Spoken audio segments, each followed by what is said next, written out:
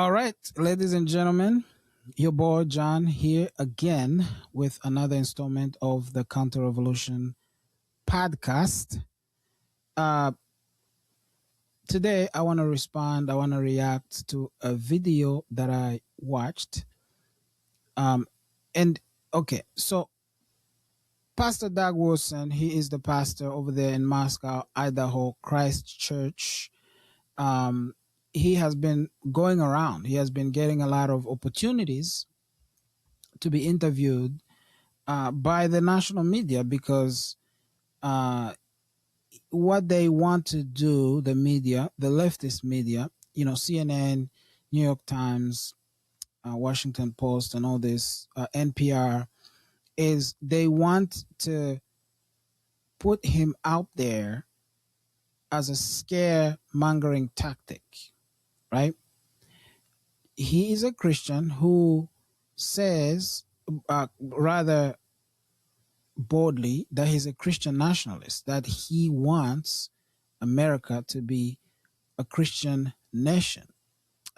If you don't know what that's all about, if you don't understand, if you haven't been part of this discussion, you can go and see one of my videos that I did with Lennox Califungwa, talking about the possibility of a Christian nation. Lennox Califungwa is talking his own views in that video, but they're not far off from the views of Pastor Doug Wilson. So here's the thing. Doug Wilson, I don't agree with Pastor Doug Wilson on everything, but I agree with him on a lot of things, and I agree with him on the most important things. Okay? I think he's a Christian. I think he is a man of God. I think he's courageous. He's a very brilliant man, and I believe he is a gift to the body of Christ. A lot of people will not agree with this. A lot of people have many problems with him. I personally have some disagreements with his positions. He's a Presbyterian. I am not. So we already, from there, we disagree on baptizing children or giving communion to children. But again, secondary issues, secondary, tertiary, and so on and so forth. But Jemar Tisby is particularly responding to the way the media has been treating Pastor Doug Wilson. And he obviously has been critiquing Pastor Doug Wilson for a while, but he is saying the things he's going to be saying in this next video in response, primarily, although not exclusively, to the recent interview with NPR. NPR is a leftist entity, but Jemar Tisby is not particularly excited about how they interviewed Pastor Doug Wilson. Okay, who's Jemar Tisby? Jemar Tisby, according to ChatGPT, is an American historian, author, and public speaker. He writes primarily about the intersection of Christianity, race, and American history. Now, he does view his history from a critical theory and critical race theory lens. So, if you know, you know. He holds a BA from University of Notre Dame and MD from Reformed Theological Seminary, earned his PhD in history from the University of Mississippi. He is best known for his books, The Color of Compromise and How to Fight Racism in the Spirit of Justice. He also founded The Witness, a Black Christian organization focused on race, justice, and the church. I haven't read any of his books. I don't know if I've ever read anything from Jemar Tisby that is longer than a tweet or Facebook post. So I'm not here to talk about his books or his uh, other content out there, because I've never engaged with Jemar Tisby closely to be able to, and I do know, based on what has been said thus far and some of what I know from others, that he is pretty compromised as a Christian, um, and a thinker in general. He's out there. He's basically on the other side. Um, Now, whether he's a Christian, whether he's really saved, that's not for me to say. Based on what I hear from him personally, it sounds like he might be. And if he is, praise God. I don't know. But anyway, so let's hear what he has to say, because I thought, had a lot to say. And then I disagree with a lot of what he has to say. So let's go. I'm going to get right into it, y'all.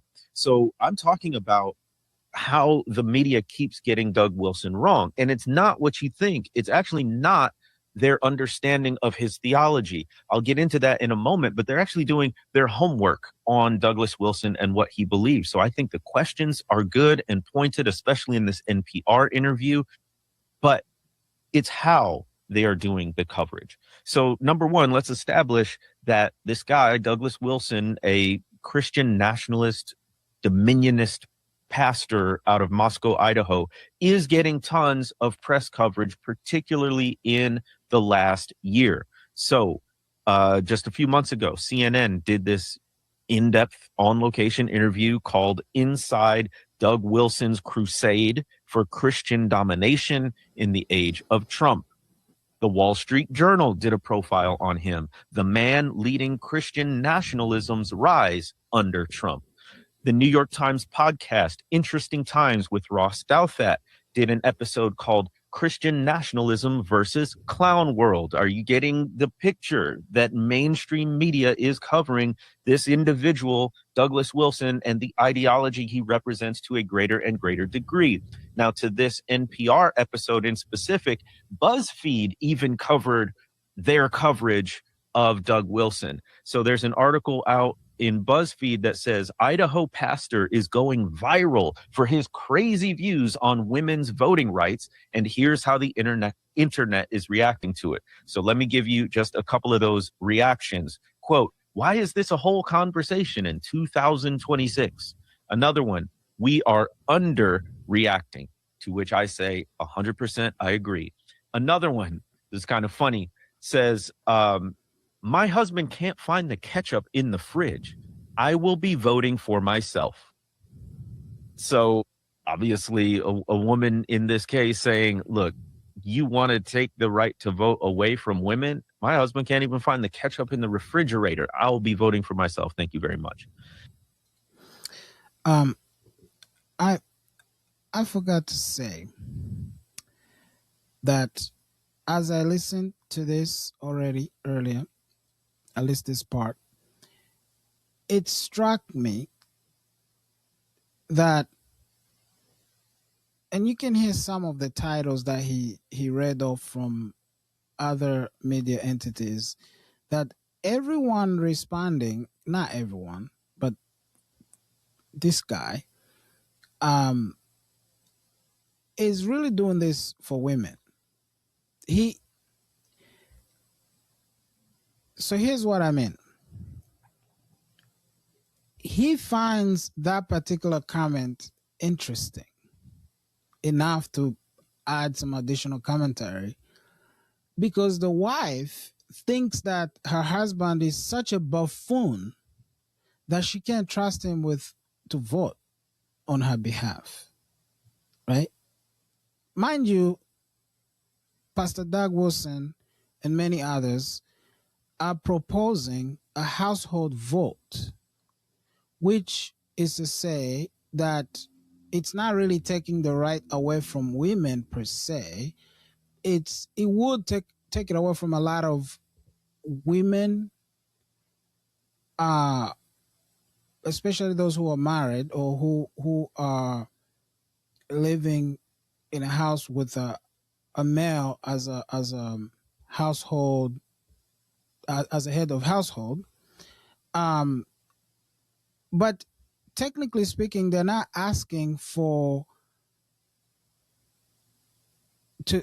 women to not be able to vote. If the woman is the head of the house, in other words, a single mother, a single woman, a widow, whatever, she gets to vote because she's the head of the household. It's a household representative. Whoever is the head of the household goes and represent the house. By the way, we already do that. That's why we have a number of congressmen. Every one of us do not go to Congress to cast our votes in Congress. We only have 2 senators in the state of Pennsylvania. Those 2 senators represent the entire state of Pennsylvania. We trust them. We vote for them, trusting that they will go in there and represent us. So why not do it in the House? Why, when it gets to the House, all of a sudden, we don't trust each other? All of a sudden, the women cannot trust their husband because their husband can't find ketchup. Unless you're doing it for women, unless you're reacting as a feminist. That's what I meant to say. This is a feminist reaction to Pastor Doug Wilson. He's a man, but he's making his case, his disdain of Pastor Doug Wilson. It's not a manly perspective. It's not a patriarchal perspective. This is a feminist response. Jemar Tisby is a feminist. He might as well put on a dress and respond as a female because he's offended on behalf of the females. That's what's happening. And I'm not trying to be insulting to him. I'm just making a point that it's his feminist tendencies, his egalitarian tendencies. That's his response. That's where his response is coming from his feminist brain, his brain being washed by feminism. Let's go. Now, BuzzFeed reached out to Doug Wilson's folks for a comment, and through a spokesperson, Wilson said this: "My only comment would be that I was pleased with how I was treated in the editing process. All the qualifications and contextualization that I offered in the interview were kept in, and I appreciated that." So Wilson and the far right know how to get and keep media attention. He is not and has not been for decades concerned with how people think about him, whether he is crazy or extreme or backward or racist or sexist. He doesn't care. He does not care what you think about him and his beliefs. How do you know? Have you had a conversation with him? And it's probably right. Pastor Doug is pretty comfortable with his beliefs, as I am, and is not too concerned with what people say because he's doing what he believes God has called him to do. He's a pastor. He's a thinker. He's an author. He's a writer. He has a job to do. And if he spends time caring and paying too much attention to what everyone thinks, then he won't have time to do his job. But again, this guy is talking as if he knows him personally and he's heard this from him at a dinner table. Now, it's possible he's read somewhere where Doug Wilson said, "I don't care what you think," but I'm just wondering, how do you know? I also want to say this too. What Jemar Tisby probably knows but may not know is that the leftist media did not just wake up one day and decided to be fair to Pastor Doug Wilson, okay, or his people over there in Moscow, Idaho. Pastor Doug and his people outsmarted them. Do you want to point that out there, brother?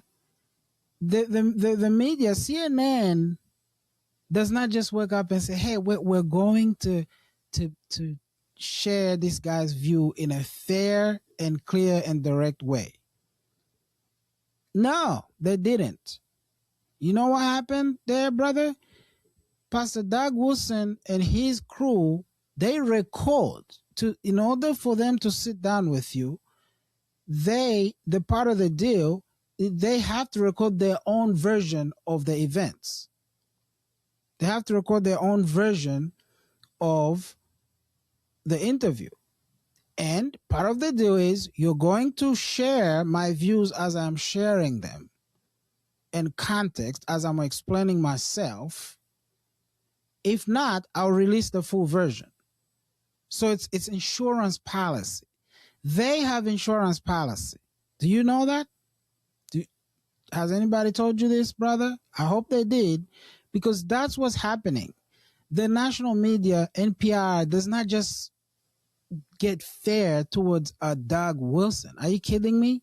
You can't be that blind, that siloed in your bubble to not realize this. Why? Because they probably are fair with him, meaning Jemar Tisby, when they cover him, because he's with them. He's not going against them. He's not going against the grain. So if they're fair with him, he thinks, oh, they're just being fair with Doug Wilson, and he's going to have a problem with that. Listen up. What he knows is that all news is good news, that any coverage is advancing his cause and his ideology. Just as a recap, he just said what he said here.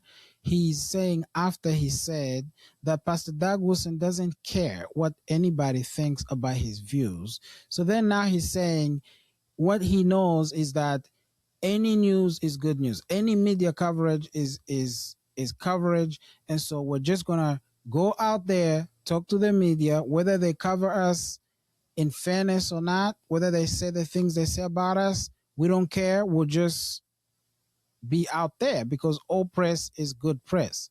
Now, again, I just mentioned that they have insurance, and I've heard it from them directly, not because I know them personally, but because they've said it. It's out there that they sit down with these people, and the deal up front is, hey, we have our own camera and we have our own tape.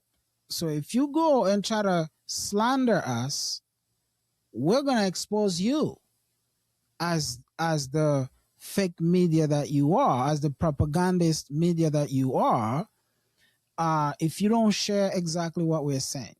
So Pastor Doug Wilson is saying, hey, I'm happy with how they've been representing me because they're actually sharing my thoughts as I want them to be shared.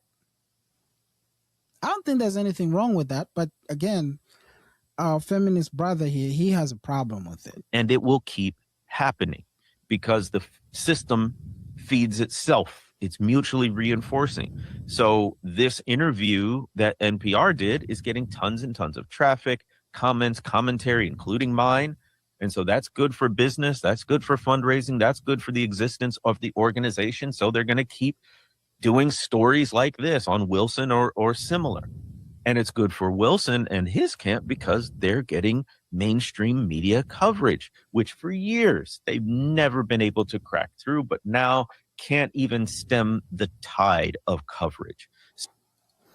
But why? Because for years they have been working hard. They have kept their eyes on the prize, and they've just been faithful. And God has blessed them. And what they're saying resonates with me. Okay? What they're saying makes sense. They're not bad people. They're only bad people in your view of the world because you choose to see them a certain way. But Jemar Tisby would see all white people, at least Republicans or conservatives, the same way. It's not about Doug Wilson, really. It's about the whole concept of systemic racism and white supremacy. So beneath all this, what he's trying to accuse the national media is a kind of white supremacy, a kind of systemic injustice, as he's going to say, that actually is elevating someone that they shouldn't be elevating. But again, these people have been working hard for decades. They are now to a point where they are a force to be reckoned with. You can't ignore them anymore. You ignore them to your own peril. So you're going to have to cover them and try to and hope that the society at large will reject them and shun them back into where in back in the woods of Idaho where they came from. But you can't just ignore them. The national media is not stupid. You can't just ignore them because the movement is growing. The movement is worldwide. The movement is resonating with a generation of men, especially young men, who are like, wait a minute, these people seem to be solid. These people are making a lot of sense. Jemar Tisby is not happy with that because again, it's a strike against feminism. So they're both benefiting from this. And again, I'm not saying they shouldn't cover him. My issue is with how they cover him. So Jemar Tisby is not saying they shouldn't cover Pastor Doug Wilson. He's saying they shouldn't be fair to him.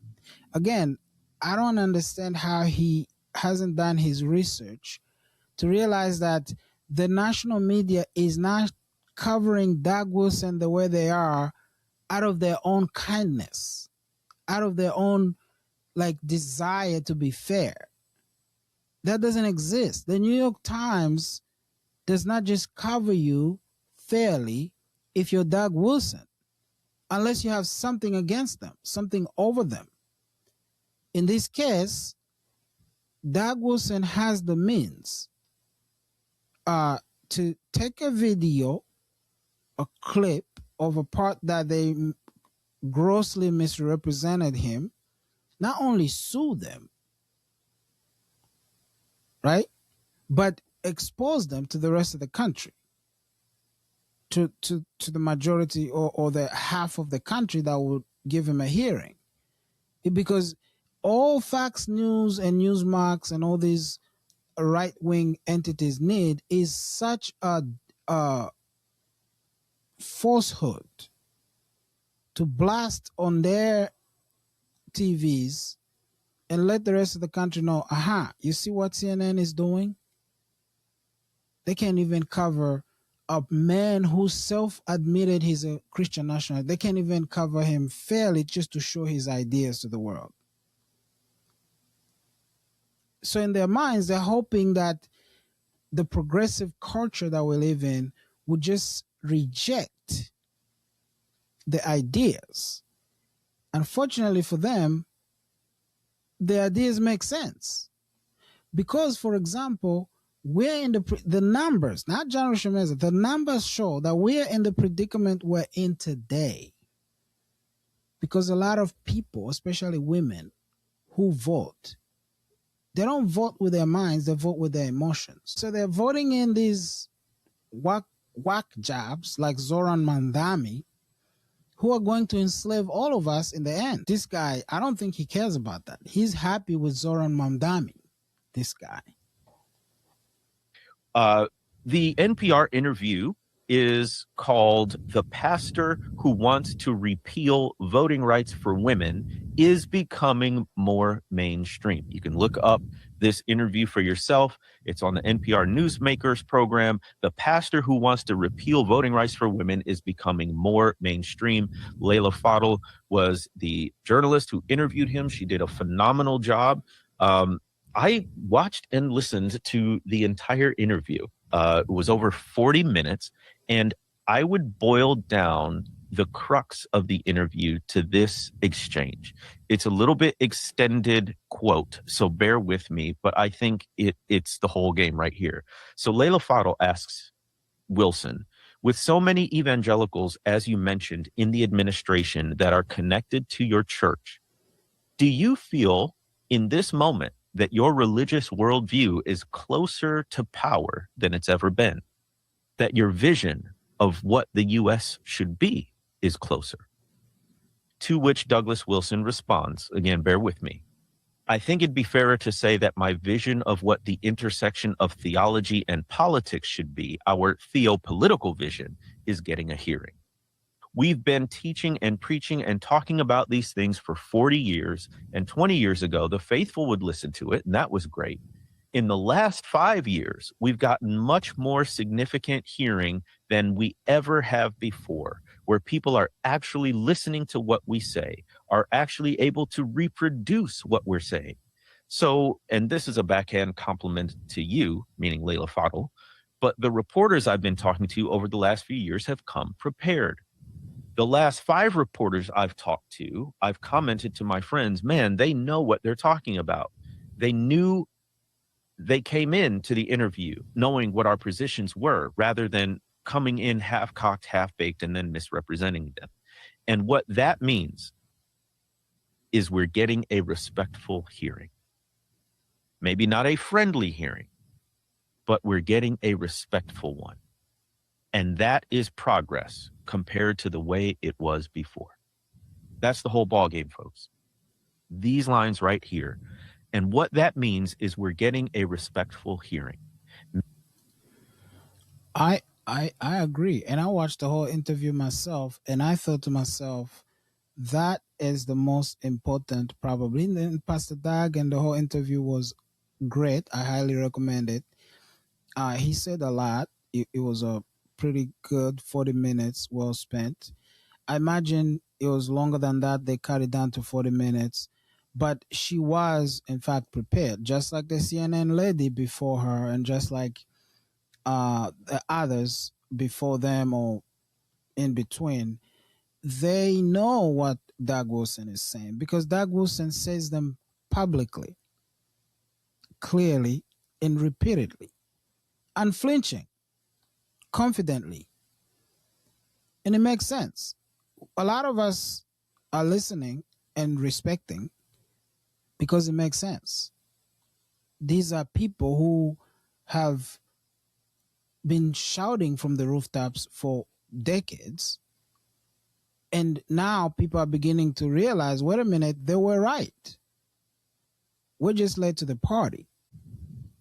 Douglas Wilson knows that the mainstream media press coverage he's getting is making his views seem respectable. That's not what he said. That's not what he said, sir. He's saying that his views are not fringe anymore. His views are becoming mainstream in such a way that the national media, the heavy hitters, CNN, New York Times, are coming in to talk to him because he can't be ignored anymore. Him and his friends, they cannot be ignored anymore. They've tried to be sidelined for decades. They've been, not necessarily excommunicated, I guess, but, censored for decades. But they didn't give up or change their views. They just kept on working, kept on writing. One of the things that this guy knows, I'm sure, but he won't say here, is that Pastor Doug Wilson is a force to be reckoned with. He and others, but he's at the top in that list, single-handedly revived classical Christian education in America and in the world. Again, has been writing, prolific writer, has a publishing company, and other things, has been faithful, has been a pastor to the church, and has a network of churches now amounting up to about 170 plus all over the country. He is not something you can just ignore. So the media is coming prepared to challenge him on his views. Again, not because they like him or they want to be fair to him. This guy is making it sound like, yo, the media is just trying to be fair to someone that they don't need to be fair to. Trust me, buddy, they're not doing it out of the kindness of their hearts. They're doing it because they know if they don't, they can get sued, they can get exposed for the frauds that they are. As I said already, they record their own version of events. So if you try to turn somehow this into something that they didn't say, or if you try to frame them as saying something they didn't say, they'll just release the original tape, which will be very embarrassing. And then you have to walk back everything. They don't want to walk back everything. Already, the Trump administration has done a lot of damage to them in exposing the frauds that they are. So someone like Doug Wilson, they have to be careful. Trust me, buddy, it's all good. The coverage is making his views seem like just another viewpoint on par with other viewpoints, like pro-democracy viewpoints, like pluralistic viewpoints, like participatory democracy viewpoints. Oh, ours is just another perspective. But it is, isn't it? Isn't it? You have a perspective. Zoran Mamdani over there in New York and the socialists of America have a perspective. So why not just one more? A Christian nationalist perspective. Also, by the way, sir, all due respect, you cannot ignore him. Ignore him at your own peril. In other words, what these people don't seem to like, which is great to watch, I enjoy watching it, is the fact that Pastor Doug Wilson is actually proving to the world, for this generation, that they can ignore you all they want, but if you stay faithful and keep your hands to the plow, eventually, in due time, maybe in your lifetime, maybe after you're long gone, if you remain faithful and did what God called you to do, eventually someone will notice. And okay, Pastor Doug Wilson, his family, and the crew over there in Idaho, they have been working hard for decades. They kept working.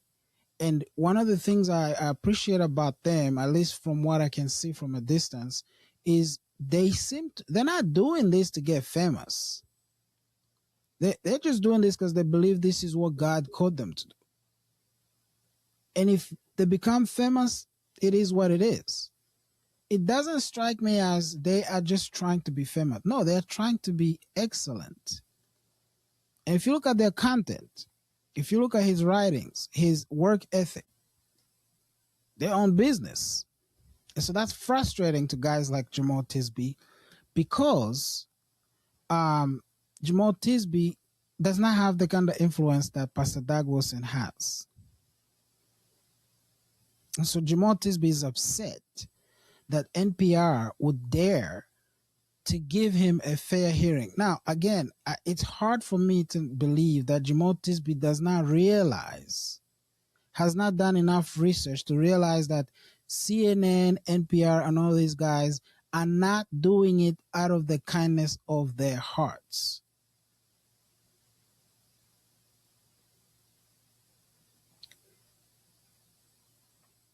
And finally, journalists like you are giving us the respect we've always deserved.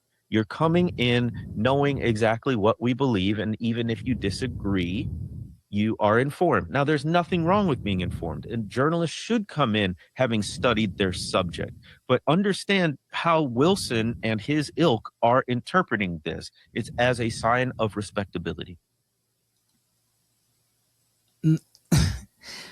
Well, anyway, As a sign of legitimacy, as a sign that his beliefs deserve as much airtime and consideration as any other beliefs. now Jemar Tisby firmly believes that his beliefs deserves airtime. If he received a call from NPR, he would answer. I don't know if he's ever spoken to them before. Uh he's no slouch. Jemar Tisby is not no slouch. So but if they call, he would answer, no problem. He believes that his views need to be out there. Otherwise, he wouldn't be talking about it on his YouTube channel. But somehow he believes that Pastor Doug Wilson's views should not be put out there by a leftist entity. If Fox News had put up Pastor Doug Wilson, Jemar Tisby would not care. If Newsmax had put up Doug Wilson stuff, he would not care because he probably would not even see it to begin with. But he's upset that how dare they make me and the people that I want to reach have to see this. Why don't you deal with Pastor Doug Wilson's actual ideas? Right? Let's do that. Wow. I believe they should be understood so that we know what we're up against, so that we're not ignorant. But I do not for half a millisecond believe that what Wilson says is Christian should be given the same legitimacy as many other voices out there, whether religious or not. What? What? That's crazy. That's crazy to me. You got a PhD, you're saying that? Like, how does that even make sense? That's insane.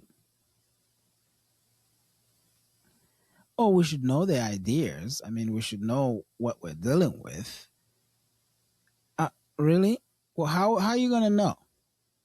Unless you engage with the men, you listen to the men. How are the people at home going to know? Unless his ideas are presented to them. You don't want them to decide for themselves. You want to be able to decide for them. You want to be able to tell them what's legitimate and what's not. So basically, Jemar Tisby is advocating for censorship. Jemar Tisby is advocating for censoring certain voices and ideas and elevating certain other ideas for the people. Don't give the people an opportunity to decide for themselves.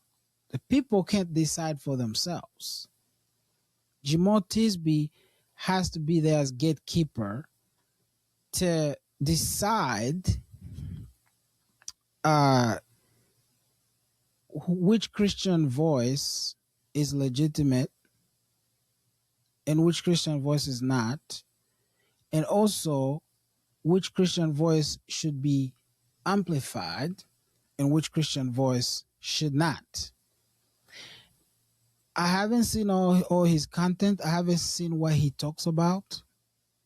So I don't know if he's ever dealt with Pastor Doug Wilson's actual ideas. He probably has. But I also don't know what he said about somebody like James Tallarico, for example, and many others who are leftists. guys like Jamal Bryant, for example. I can bet money on Jemar Tisby has no problem with Jamal Bryant, even though Jamal Bryant is a Christian nationalist as well. He's a progressive Christian nationalist, but his ideas are not fringe, are not dangerous. Anyway, So let's get into that. What does this do? You've got this paradox and conundrum that never goes away. When you're dealing with a toxic ideology and the people who promote it, do you cover it? Because by covering it, you're spreading their ideas, you're giving attention to it. Now, this is just a double-edged sword that we cannot escape. Also, actually, not covering it, the people don't care. Doug Wilson doesn't care if CNN never knocks at his door, because Doug Wilson is going to continue working, continue influencing, continue moving the ball forward, regardless. So this paradox and conundrum is not on him.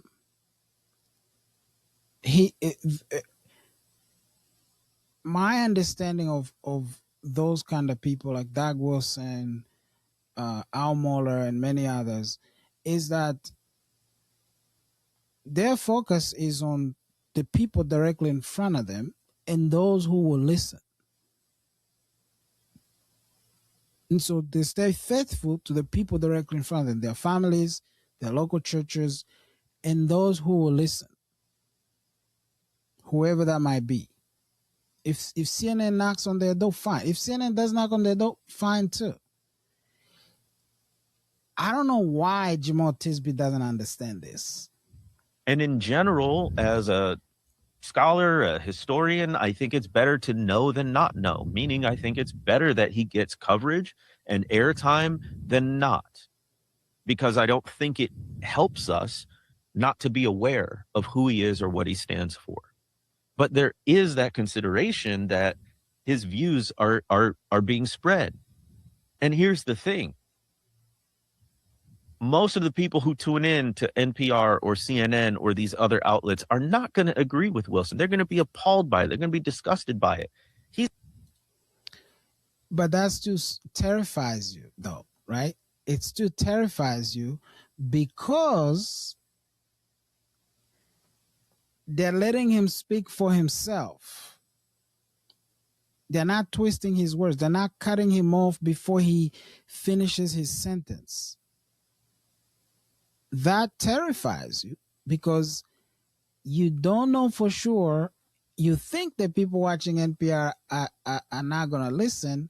You don't know for sure, because these guys actually do move the needle. They have been moving the needle without NPR. So you have to be concerned. Otherwise, we wouldn't be having this conversation. He's not aiming for those folks. He knows that with the megaphone these mainstream media outlets have, some people, the right people in his view, will hear his beliefs and will resonate. So now you're not making any sense. Are the people listening to NPR going to listen to Doug or not? Which is it? My view is this. The people listening to NPR have been manipulated for decades by the mainstream left-wing, radical progressive left-wing media. Okay? They have been lied to about people, including Pastor Doug Wilson and many others, including Christian nationalists.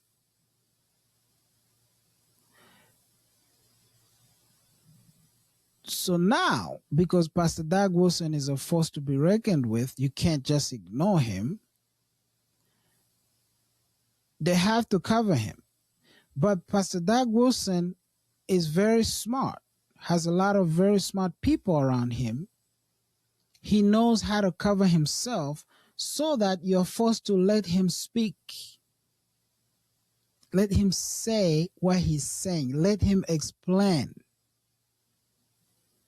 Let him give his own nuance so that he's not blanketed with everyone else. Let him explain what he means about a Christian country. Let him explain what he's saying about women being able to vote, what he means about Muslims being able to hold office and things like that, LGBT and all that. Let him explain. And what terrifies guys like this guy is that he's not controlled. They are uncomfortable with that. He won't say it in here. He's trying to act like he still needs, right. You're hearing what he has to say. You are pretty convinced in what you believe. But there's a lot of people out there who have been lied to and who are now getting to hear from the man himself. And many of them might walk away thinking, that's not that bad. That's not what we've been told. That's not what I thought.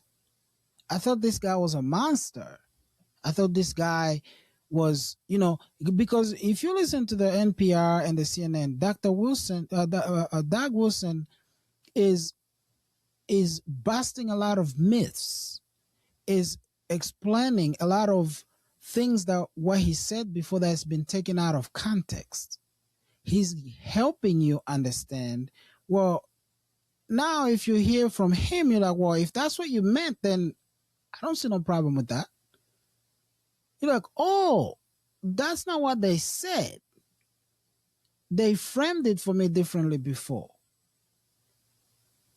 Guys like Jemar Tisby, whether intentionally or not, they do not want that. That's not safe. Because that has the potential of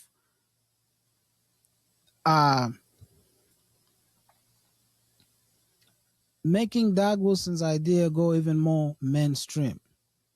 And I'm here for it. And it doesn't have to be a lot of people. It certainly doesn't have to be the majority of people. But he knows that any attention is good attention because it's broadcasting his ideology out there. The other thing this does is this attention lends legitimacy to his beliefs. So he said, maybe we're not getting a friendly hearing, but we're getting a respectful one. That this ideology is a force to be reckoned with. That the Overton window of what is possible is shifting far to the right. And he said it. Well, he said, we've been teaching these things for 40 years. Yes. And it starts small in Moscow, Idaho, in these very small Christian Reformed fundamentalist dominionist circles, but then it spreads broader to Christianity. Go back and listen to my other episodes about Douglas Wilson. I go through this in detail, but his toxic ideology spread through Christian circles first. Again, first in his own narrow, Reformed, fundamentalist, dominionist circles, but then further. I'm particularly upset with the Gospel Coalition and Desiring God. I think Christianity Today may have done a book review or something, but these more mainstream, certainly large platform Christian, mainly evangelical outlets giving Douglas Wilson a stage and a platform. Right. Years they ago. Shouldn't have. This is way before the Pete Hegseths and the branch of the church out in DC and bringing in all of these Reformed pastors like Doug Wilson to preach. This is long before that. But they not only platformed him, they gave him legitimacy.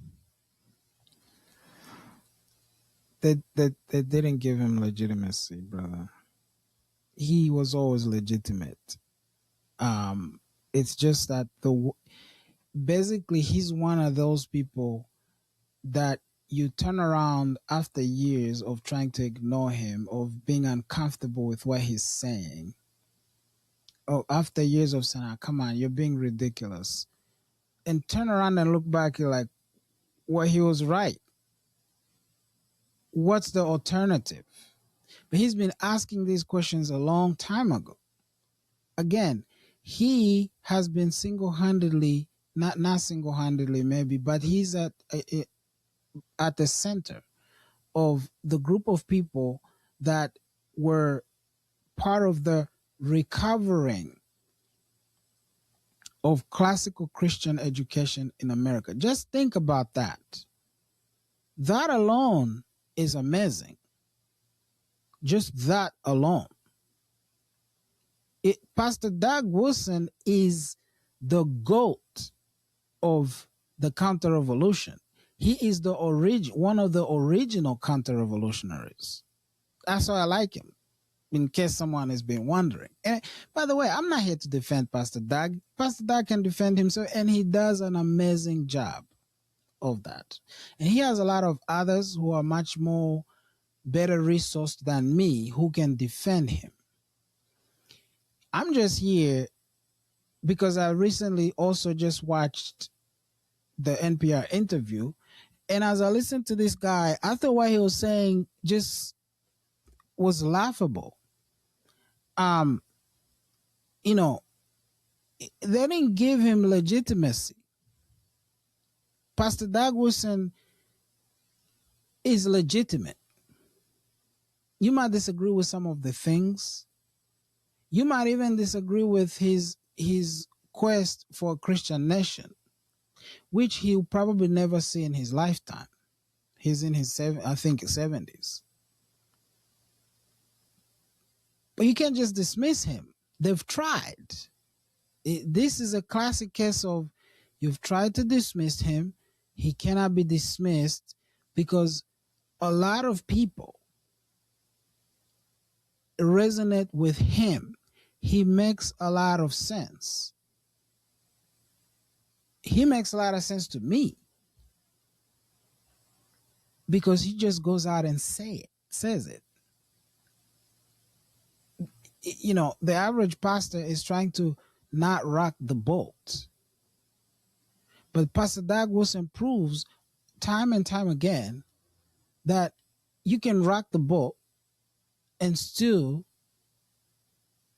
be successful and get a hearing, because you're not rocking the boat to get attention. You're rocking the boat because that's what the moment requires. And so one of the things they did, for example, during COVID, is that they refused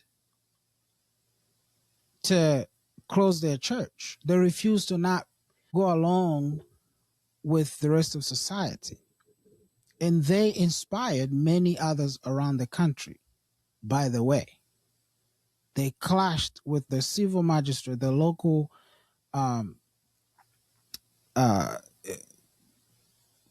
law enforcement, but they prevailed. Again, they've been at the forefront of many other things, and they just keep going. So they did not platform him to give him legitimacy. He could care less. To the people who agree with Pastor Doug Wilson and many others like him, CNN does not need to legitimize him. In fact, if CNN goes and praises him and say, oh, look, this guy's doing an amazing job. Look at what he's been able to accomplish. What a great man of God. Many of us will be like, oh, we're done with Pastor Doug. He's compromised. I think Jemar would rather they praise you rather than, anyway. They were like, well, you know, it's a different viewpoint and perspective, but you know what? Many people who follow those platforms and those outlets thoroughly and wholeheartedly agreed with Wilson. And they were giving him an air of legitimacy long before mainstream media ever did. But The problem is there's And by the way, that's a long time ago. That's a long time ago when Christianity Today ever gave Doug Wilson a positive review. That's a long time ago when Together for the Gospel gave any kind of platform, or Ligonier Ministry gave any kind of platform, or whatever what we call Big Eva, Big Evangelical gave Pastor Doug Wilson, and Big Eva is the Christian establishment, as some call it. Um, uh, it's been a long time since they gave Pastor Doug Wilson any kind of legitimacy. That was a long time ago. They have sidelined him for decades.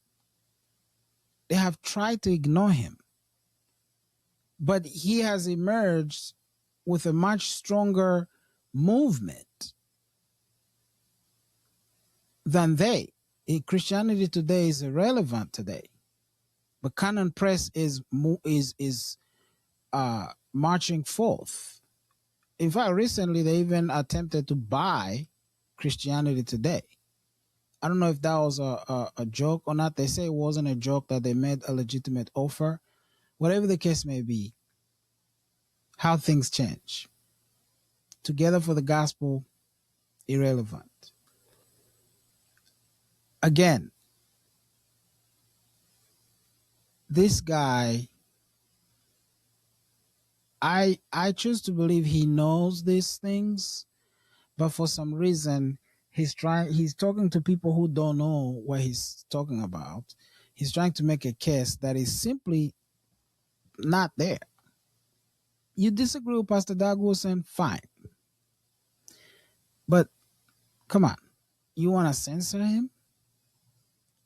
a lot of problems. Here, let me put it this way. Here's the problem with press coverage of Douglas Wilson. I've got a list. Number one, they are splashy.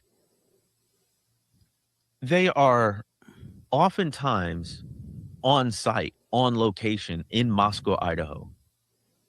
And they fly a crew out there and journalists out there, and they post up for a day or two. That's the most expensive way to do journalism. And to me, it's just irksome that mainstream media outlets will spend so much money covering someone like Douglas Wilson. The other thing is the way they cover him is very serious and earnest, which the dangers of his beliefs justify. I get that. But where's the sense of shame? What?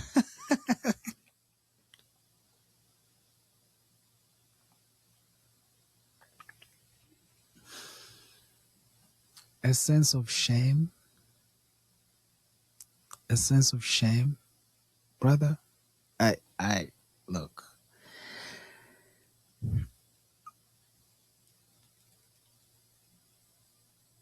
Again, okay, let me stop. Where is the sense in these interviews that Douglas Wilson's beliefs are absolutely outlandish, that they are literally shameful? Why don't you let the audience decide, Jamal? What if, for once, the media is just recording the person say the things for himself, right? This is what journalism once was, right? You just objectively record somebody. Don't put your own progressive twist to it. Just record his words. Let the audience decide. Whatever happens to that, brother, why do you want them to frame it in a way that makes you happy? Right? Would you like that? You say you're a Christian. Would you appreciate if they did that to you? If you went to CNN or you went to Canon Press, they interview you and they twist you, twist your words and shame you, disrespect you?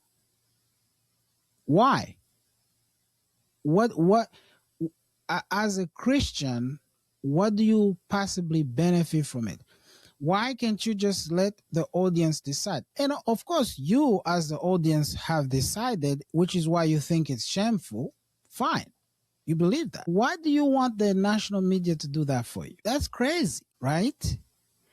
Again, he's speaking as someone who firmly believes that the media is actually doing this out of that there's some kind of revival happened over there at NPR where they're now being objective. You have to be kidding me. Even if I didn't know, like even if Doug Wilson himself never came forward and say, hey, we have our own tape. So they're not just going to present us to be saying something we're not saying. And they know that. Even if Doug Wilson didn't come out and say it, if I saw that CNN is trying to be fair to Doug Wilson, I would think there's something going on. Because they can't help themselves. Again, unless they know you can sue them. And sometimes they'll do it and say, F it, we'll just write a check. But where they are today, they have been discredited so much that they can't really afford to continue flushing their reputation down the toilet. But Jemar Tisby wants them to.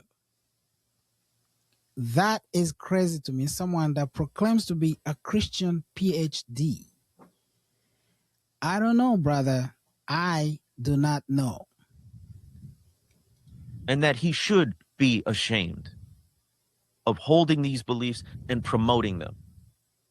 Where does that come through in this press coverage? You're not ashamed of your views, are you, Jamal? Doesn't look like it, right? I think some of your views are shameful, based on what I've heard and read, a little bit that I've read. So now I'm aware of the tension. A journalist has to be even keeled, has to be factually based. They're not doing an editorial. I get that. the thing is, and I know I'm responding emotionally to it, but this is what happens when you respond, when you talk from your emotions. You talk in circles. I do it all the time. Now you're talking in circles. So should they do it or should they not do it? Which is it? I'm confused now. What are you asking for? What are you asking of the media, of NPR? What should they have done?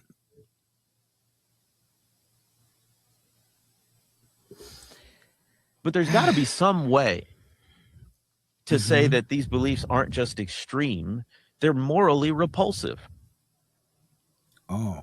And I believe we are in the civil rights movement of our generation, which requires moral clarity. Right. Here's another thing about Jemar Tisby. Jemar Tisby probably thinks I can bet money. I can bet my entire yearly salary.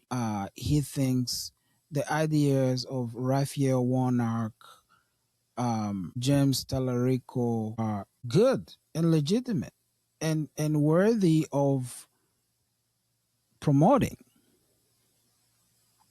I could be wrong, but I doubt that he has a video critiquing guys like Jamal Bryant. I doubt it, but maybe I could be wrong.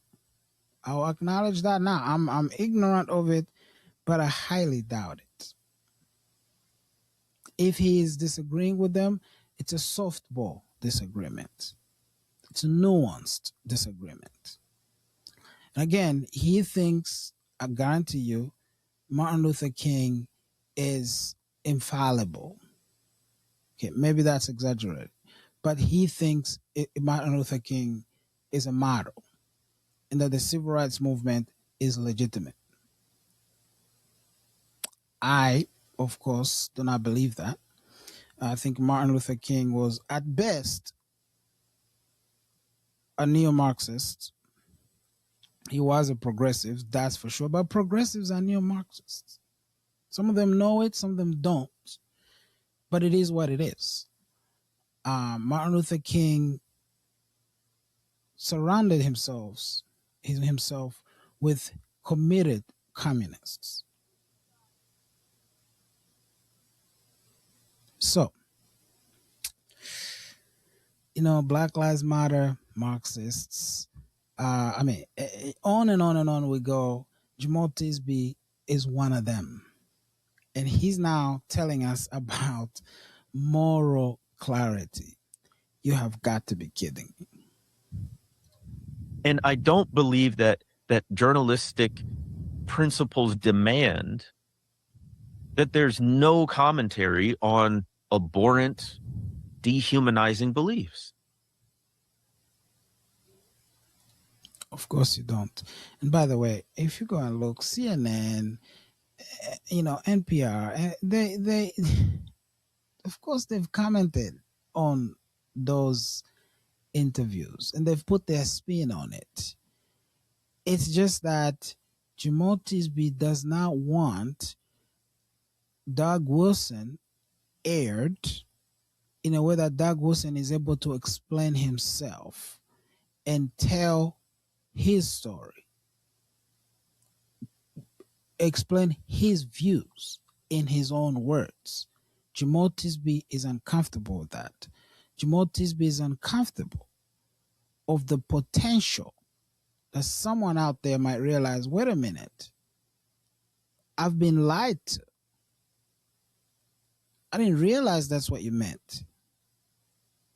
Now that you said that, now it makes sense. I mean, I don't have a problem with that. That sounds reasonable. I might not agree with your conclusions, but what you're saying sounds pretty reasonable. I've been led to believe you're a fringe, kind of just unreachable person. It sounds like we can actually have a conversation at least. That terrifies leftists. That terrifies guys like Jemar Tisby. To no fault of his own, this is probably how Jemar Tisby was trained to think and respond. So I don't think Jemar Tisby is a bad person. I'm not here to claim that Jemar Tisby is somehow, intentionally evil. Jemar Tisby is responding from his own worldview. That's what we're listening to. I think that's somehow a misinterpretation of neutrality. But one could watch these interviews and never get a sense that there's anything wrong with them, even if you don't agree with them. Never get a sense that they are morally repugnant. And that's a big issue with me. Right. Again, if you listen to them in their own words, you might just realize that, hey, wait a minute, Doug Wilson doesn't sound as bad and as evil as I've been led to believe. So Jemar Tisby is not happy with you letting people decide for themselves. Jemar Tisby would like for you to frame these interviews.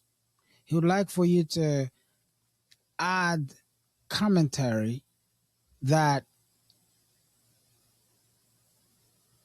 interprets what they're saying through the lenses of progressive ideology. He wants you to demonize them every step of the way. He doesn't want you to treat them respectfully. He's unhappy with the whole idea of treating someone like Doug Wilson in any respectable way. As far as Jemar Tibbs is concerned, Doug Wilson need to be, uh, if not locked away in a prison somewhere, in a concentration camp, he needs to be censured. Period. Anytime you let him talk, is to just rebuke him. The problem with Jemar Tisby is that Doug Wilson is moving the needle with or without NPR. The other issue with media coverage of Douglas Wilson, it always centers him. Why not? It's even on his own turf. They're going to Right. Moscow, Idaho, northern Idaho. Right. Most people never have a reason to go out there unless they're from there, have relatives, or work there. But they go and they sit with him in his church and they walk around town where he's bought up a ton of property and has started schools and has created his own little fiefdom. They're on his turf. Well, why not? You should go there. I can't wait to go there. You should go there and see the man for himself. Right? Because you're watching through a glass. You think you know the person. Yes, you disagree with the man. You disagree with his writings. But maybe you should go and meet the person. I would love to meet that Pastor Doug Wilson. And again, I I happen to agree with a lot of what he has to say. But I'd like to meet Jemar Tisby, because sometimes we lose this humanity and start thinking we should censor somebody. But maybe if you meet him, you might realize, wait a minute, this is a regular person, right? This is not the devil incarnate as I have been led to believe. So again, who knows? Maybe that's his condition. You want to talk to me, you're gonna have to come over here. And CNN, NPR have decided this is not someone you can ignore. So let's go get him on the record. And the thing is, that's smart. Uh that's very smart on the Douglas Wilson and those people's side. That's also very smart, because when the journalist comes to our turf, to my house, meets my children, sees how we do life, sitting in my own church, I'm walking around giving them a tour. You're humanizing the person. You're humanizing each other. We're not talking from out there, right? And so again, for some reason, this guy has a problem with that. That's actually a good thing. Why not? And that's also very smart and shrewd of Doug Wilson to say, hey, come over here. You want to talk about us over there? You don't know what's happening. Hey, come and see for yourself and judge for yourself. And so their guard goes down. And again, Doug Wilson and his team are able to control the atmosphere. Smart. You got to give them that. Right? Even if you don't agree with them, you have got to give them that. Because then you have to represent them on their own terms, not on your own terms. Again, it is my belief that Doug Wilson sits there and say, hey, you want to talk to me? Come on over. Come to my house. We'll have dinner. We'll treat you well. They feel he's a force to be reckoned with. They can't ignore him, so they go. That's one way of centering him. The other thing that I've noticed is a lot of the journalists who who cover him are women. And I don't know if they are the journalists, these women journalists are asking for the story. They want to do the interview. I don't know if it's an attempt on the part of the outlet, the journalism outlet, to sort of throw Doug Wilson off his game because we know how sexist and patriarchal his views are. Um, but it just seems to me an extremely difficult position for a woman to sit down for an in-depth interview with this man who, in that interview, not to mention the countless times before that interview, he said what he really thinks about women. Well, look, as I've said already, this guy is really doing this. It's a feminist reaction. It's not an insult to Jamal. It's just an observation of that's really what bothers him the most. Um, but I think Jamal Tisby need to slow down and just think. And you can respect your enemy. You can respect game, right? You can respect the hustle.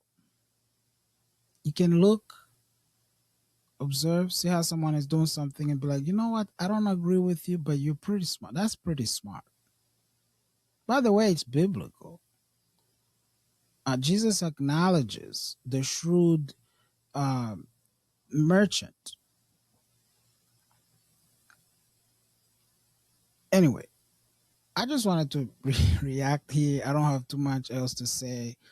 I just wanted to point out how people stuck in a glass can miss the obvious because they're so focused on these other things, miss the basics of, you know, how can you possibly be so naive to think NPR is that revived that they would be fair to a Doug Wilson? You have got to have been under a rock.